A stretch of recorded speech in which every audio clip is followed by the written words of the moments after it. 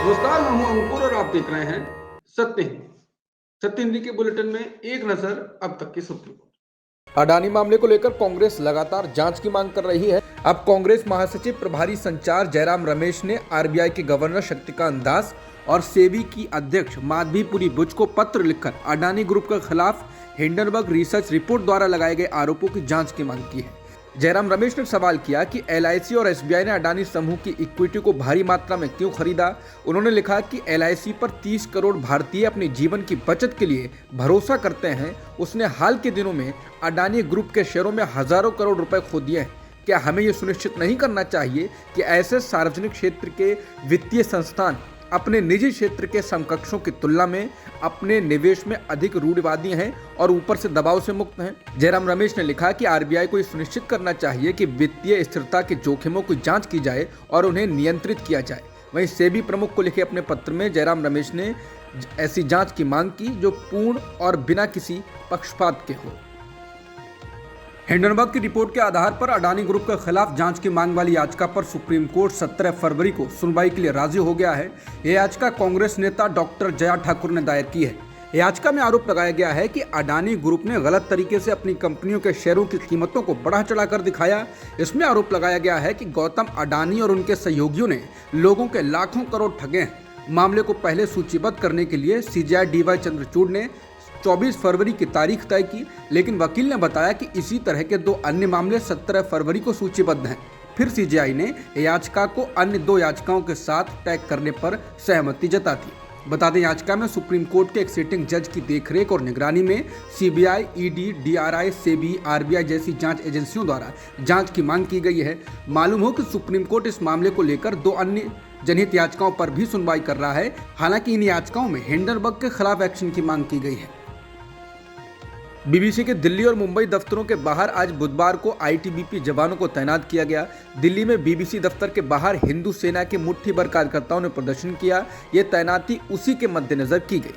कुछ अन्य दक्षिणपंथी संगठन भी प्रदर्शन की योजना बना रहे हैं। बीबीसी के दोनों दफ्तरों में इनकम टैक्स सर्वे दूसरे दिन भी जारी है। सूत्रों के मुताबिक आयकर अधिकारी बीबीसी के लेखा और वित्त विभाग की जांच कर रहे हैं। ये कार्रवाई बीबीसी की मोदी को लेकर आई डॉक्यूमेंट्री के बाद हुई है। विदेशी मीडिया इसको डॉक्यूमेंट्री के बाद की गई बदले की कार्रवाई के रूप में दिखा रहा है। वहीं विपक्ष ने इसको अघोषित आपातकाल बताया है, तो बीजेपी ने बीबीसी को सबसे भ्रष्ट संस्थान बताकर हमला किया है।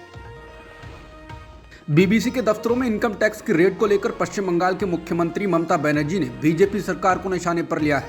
ममता बनर्जी ने इसको भाजपा सरकार का राजनीतिक प्रतिशोध करार देते हुए कहा कि बीबीसी के खिलाफ कार्रवाई ने प्रेस की स्वतंत्रता को प्रभावित किया है। समाचार एजेंसी पीटीआई के हवाले से सीएम बनर्जी ने कहा, बीबीसी पर आईटी सर्वे बहुत दुर्भाग्यपूर्ण है। एक दिन भारत में कोई मीडिया नहीं होगा। भारत में बीबीसी दफ्तरों पर आईटी रेड को लेकर अमेरिका के विदेश विभाग के प्रवक्ता नेड प्राइस का कहना है कि अमेरिका सर्वे से वाकिफ है, लेकिन वो निर्णय देने की स्थिति में नहीं है। इसके साथ ही अमेरिकी विदेश विभाग के प्रवक्ता ने कहा कि एक स्वतंत्र प्रेस महत्वपूर्ण है, क्योंकि ये लोकतंत्र को मजबूत करने में योगदान देता है। हम दुनिया भर में स्वतंत्र प्रेस के महत्व का समर्थन करते हैं।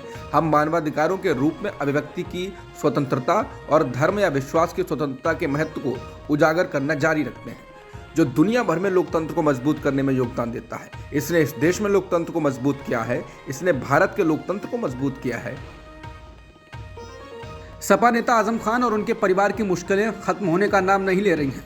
अब आजम खान के बेटे और स्वार विधानसभा सीट से विधायक अब्दुल्ला आजम की विधायकी चली गई है। विधानसभा ने अब्दुल्ला की सीट को रिक्त घोषित कर दिया है। बता दें, हाल ही में मुरादाबाद के छजलैट थाने में चल रहे एक मामले में अब्दुल्ला आजम को एमपी एमएलए कोर्ट ने 2 साल की सजा सुनाई।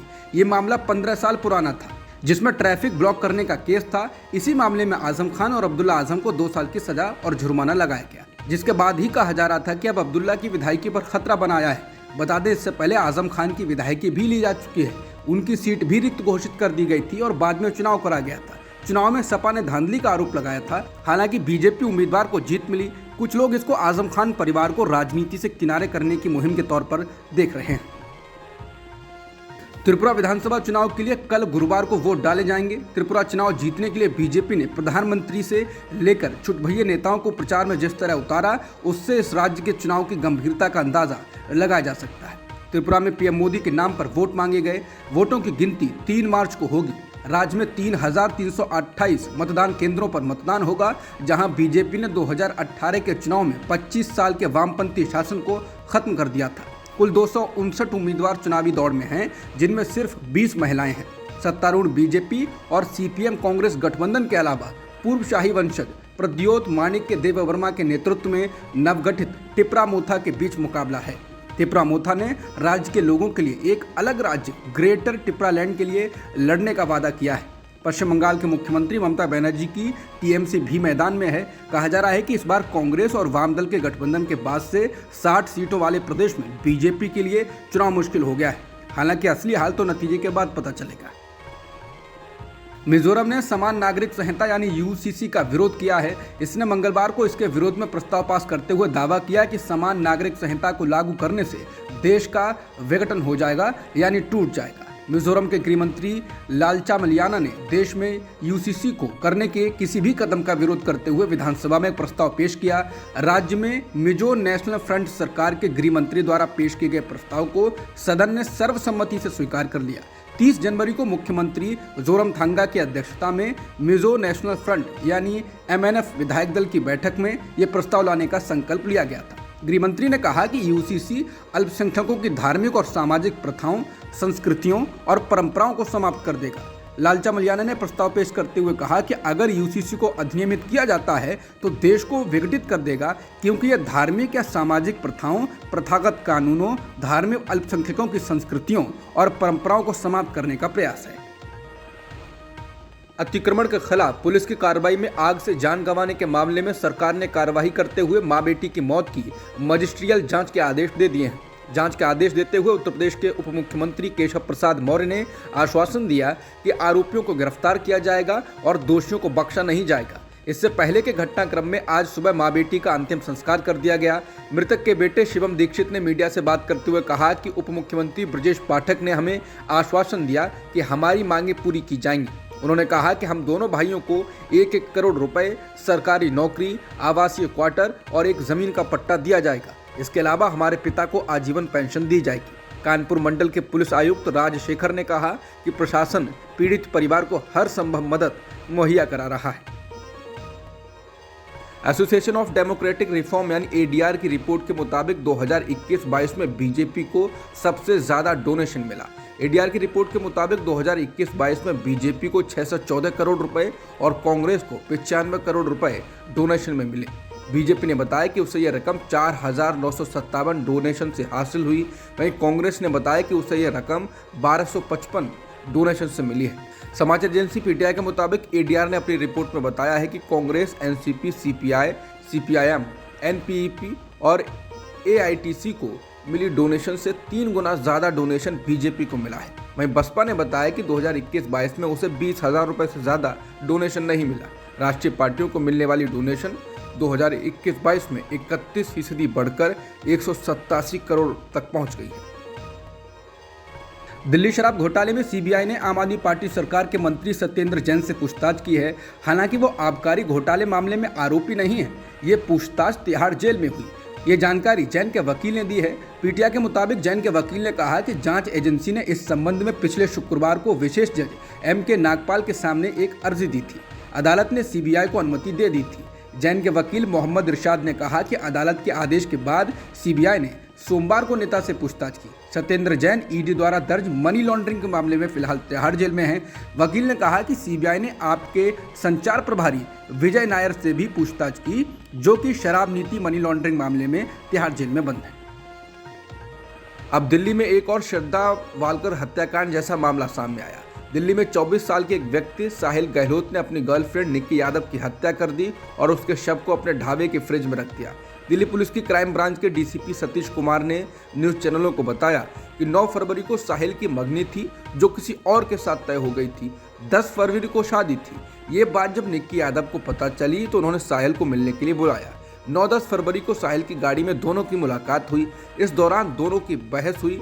बहस के दौरान साहिल ने अपने मोबाइल फोन के केबल से निक्की यादव का गला घोंटकर हत्या कर दी। उसके बाद उसके शरीर को छुपाने की नियत से उसकी लाश को उनके खेतों में छोटा सा ढाबा था, उसके फ्रिज में छुपा दिया गया। साहिल को गिरफ्तार किया जा चुका है, उसे 5 दिन की रिमांड पर भेजा गया है। वहीं आज दिल्ली के दीनदयाल उपाध्याय अस्पताल में निक्की का पोस्टमार्टम होगा। चीन ने पाकिस्तान में अपने दूतावास का काउंसलर सेक्शन अस्थायी रूप से बंद कर दिया है। चीन का कहना है कि पाकिस्तान में सुरक्षा की बिगड़ती स्थिति के बीच ये फैसला किया गया है। हाल ही में चीन ने पाकिस्तान में रह रहे अपने नागरिकों को सतर्क रहने की भी सलाह जारी की थी। चीन ने काउंसलर सेक्शन बंद करने की वजह तकनीकी मुद्दे बताया है। चीनी दूतावास ने यह भी नहीं बताया कि ये तकनीकी समस्या किस तरह की है।